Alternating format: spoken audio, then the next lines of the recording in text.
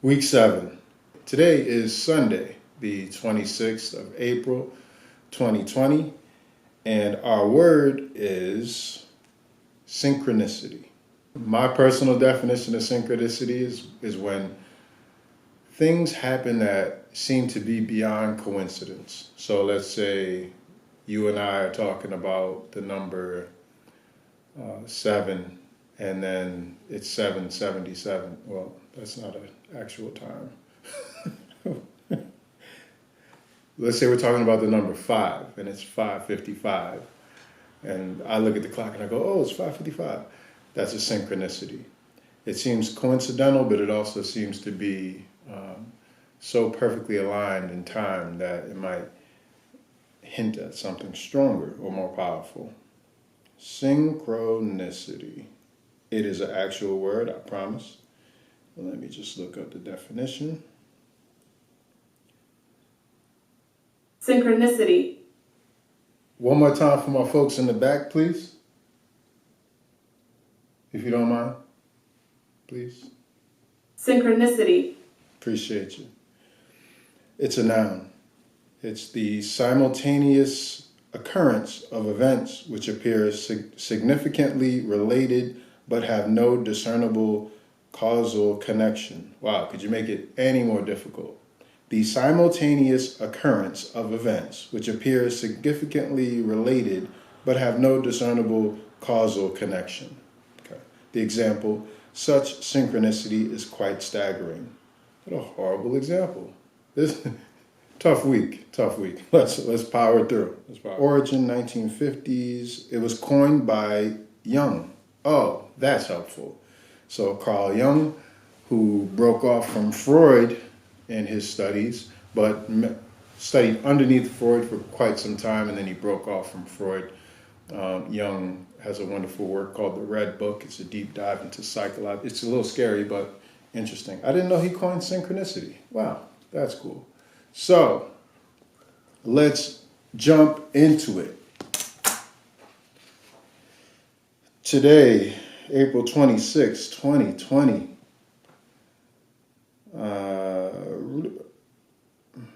I had a dream I was in the pyramids. It was very cool. I was with my friend. We were running up like this kind of passageway. There was a lot of people running up the passageway, and there was a kind of conveyor belt for goods and materials and travel and transport. We were kind of like the bad kids, just like, yeah, we out. And then we get to the top of the passageway, and then it's like a marketplace, but it's on the honor code. And my friend who I'm with, he buys these glass pots. They're see-through glass pots with the blue rim, almost like what I used to use in Mexico City, the glasses. And he spent like his life savings on it. And I was thinking, he was crying as he was doing it. And I was thinking, wow, that's a really good investment. That's bold, but I don't know if I could do it. But I knew he was doing the right thing. Powerful dream. And then other dreams. I read Ramey's article. I had Ramey write an article on shopping in the grocery store in New York City during the corona. I asked him to, and he did it.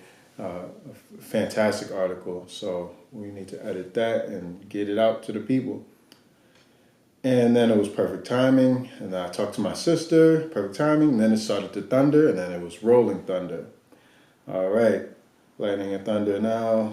So that's 2020. Let's just get into 2000. I'm trying to make these videos shorter. 2019. So this time last year, had very vivid dreams. Flying house, blue timing. Brought my umbrella. I took the number 9 bus.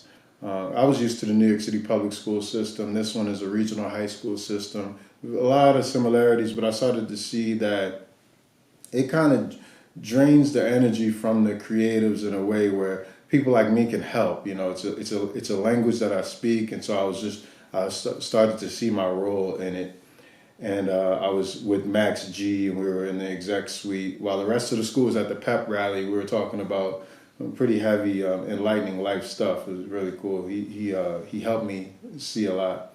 And then there was lightning, and it rained, and there was like this deep rain, loud, kind of violence, and then there was this deep silence afterwards, deep quiet.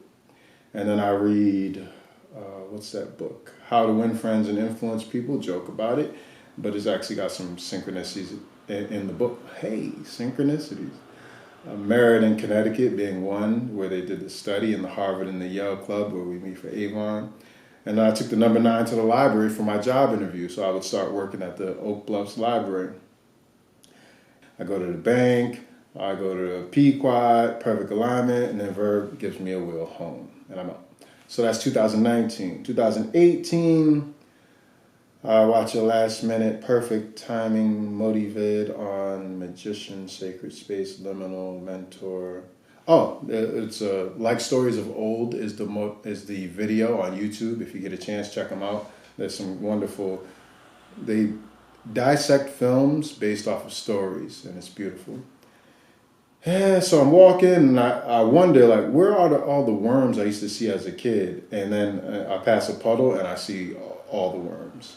I see a beautiful tree, a technicolor black bird. There are these black birds that I'd never really seen them or paid attention to them before this day 2 years ago, but they're red, blue, copper, purple, and green. If you look at them, kind of the way a rainbow or like a soap bubble, the way it'll have a lot of different colors depending on how you look at it. They're like that, but black. A kid in the window sees me geeking out on this bird thing. Today, 2017, is when I got denied from Stuytown. I won the Stuytown housing lottery. Winning the Stuytown housing lottery is like winning. It's one of the coolest, most amazing places to live in New York City, and I won the lottery, but because my life situation had changed, they denied me, so it was like a heartbreaker. So I go to Pandemonium to eat veggie burgers with Tim, and he tells me to laugh about it and remember to be happy and to be thankful, and it works. And so we're just hanging out, and then I feel a tap on my shoulder, hear a voice, turn around, it's my homegirl Anna Powell. We hang out. I finally stop into this shop that I always wanted to stop into, and I get some cologne and like beard ointment and a comb. And I realize I only have 7 days left in Mexico City, so I'm getting kind of sad, but I'm doing things that I wouldn't normally do. And I eat leftovers, and I go to Departamento and run into Bones. Bones is a drummer, he's a really cool guy and his crew. And I watch the sunrise, and we have deep talks, and I realize my codependency issues have come to a head, and I'm finally healing. So the Mexico City trip was me trying to just kind of loving myself completely and healing. So it was one of those breakthrough moments. And that was it for 2017. And I finish up with today and how today's video for week number 7 should be on synchronicity. And that's our word. Synchronicity is also tied to like deja vus and things of a higher nature that kind of boggle the mind, but it's more feeling based on the 6th and 7th senses, not just the 5. Hopefully this is shorter than the last ones. I'm trying to keep them around 7 minutes, and I'm really hoping this is 7 minutes, so I'm trying to talk fast to get it done.